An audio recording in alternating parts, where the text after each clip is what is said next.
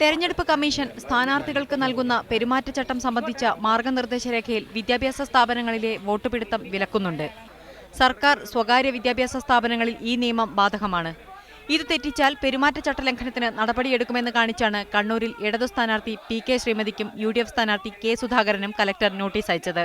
ഒരു education institution ഏത് വിദ്യാഭ്യാസ സ്ഥാപനമായാലും ഗവൺമെൻറ് ആയാലും എയ്ഡഡ് ആയാലും ഈവൻ പ്രൈവറ്റ് ആയാലും അവിടെ ക്യാമ്പയിൻ നടത്താൻ പാടില്ല, അതിൻ്റെ പ്രെമിസസിനകത്ത് നടത്താൻ പാടില്ല.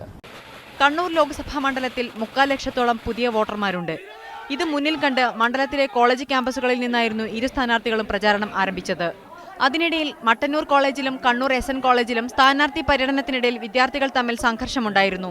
എന്നാൽ കലക്ടറുടെ നടപടിയെ പരസ്യമായി എതിർത്ത് CPM കണ്ണൂർ ജില്ലാ സെക്രട്ടറി P. ജയരാജനും കെ. സുധാകരനും രംഗത്തെത്തി.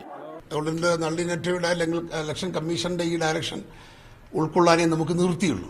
പക്ഷേ ആ നിയമത്തിന്റെ സാധുതയെക്കുറിച്ച് എനിക്ക് ഒരുപാട് അഭിപ്രായങ്ങളുണ്ട്.